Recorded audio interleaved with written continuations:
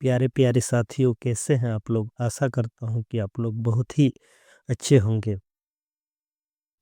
तो हमारे चैनल प्रेरणादायक साखी में और एक बार प्रस्तुत है आपके चरणों में एक बहुत ही प्राचीन कथा।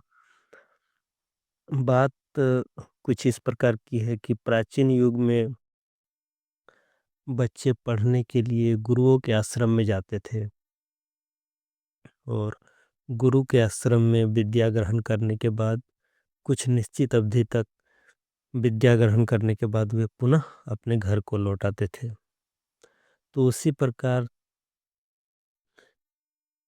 3 छात्रों की विद्या अवधि पूरी हुई और वे घर की ओर लौट के आने लगे और उनको कुछ विशेष विद्या हासिल हुई थी, जिसमें से एक विद्यार्थी जो था वह पुराने से पुराने किसी भी जीव के कंकाल में मांसपिंड भर सकता था और दूसरा छात्र जो था किसी भी मांसपिंड वाले जीव के ऊपर ऊपरी चमड़ा, ऊपरी ऊपरी त्वचा भर सकता था। और तीसरा छात्र जो था उसे ऐसी विद्या हासिल थी कि वह कोई भी मांसपिंड और त्वचा वाले मृत जानवर को या इंसान को फिर से जीवित कर सकता था। तो इन तीनों ने विद्या ग्रहण करने के बाद जब आने लगे तो रास्ते में उन्हें एक मृत जीव का कंकाल मिला। तो उसमें से एक दोस्त ने कहा कि मैं जो विद्या ग्रहण किया हूँ उसका मैं जांच करना चाहता हूँ। उसने तुरंत अपने विद्या से उस जीव को मांसपिंड में भर दिया। तो देखा गया कि वह एक बाघ का मांसपिंड के रूप में उभर कर सामने आया।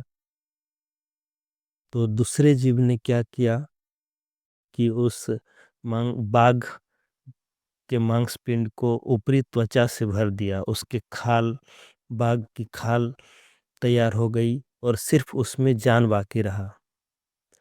तो बाघ को तो देख के कोई भी ऐसे भी डर जाता है। तो उसके बाद उन दोनों विद्यार्थियों ने तीसरे से कहा कि भाई, इस जीव पर तुम अपने विद्या का असर नहीं डालना, अपने विद्या का परीक्षण नहीं करना, क्योंकि अगर बाघ जीवित हो गया तो वो हमें खा भी सकता है। तो तीसरा विद्यार्थी इस बात पर अड़ गया कि जब तुम दोनों ने अपने विद्या का परीक्षण किया है तो मैं भी करूँगा, मैं पीछे क्यों रहूं। लेकिन उसने यह नहीं सोचा कि अगर अपने विद्या के परीक्षण के दौरान कहीं बाघ जीवित हो गया तो वो हमें खा भी सकता है। तो दोनों छात्रों ने जो उसे मना कर रहा था वे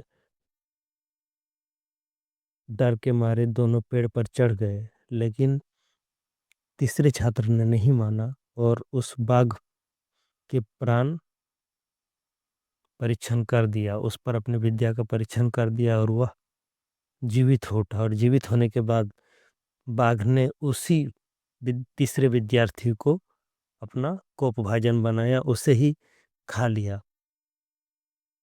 कहने का तात्पर्य यह है कि किसी भी विद्या के परीक्षण या किसी भी काम को करते समय हमें व्यवहारिक बुद्धि, अपने जो व्यवहारिक ज्ञान होता है, इसका परिचय देते हुए सोच बूझ के साथ कोई भी काम करना चाहिए, तब वो एक सकारात्मक फल देता है, वरना हमें उसका खामियाजा भी भुगतना पड़ सकता है। धन्यवाद दोस्तों।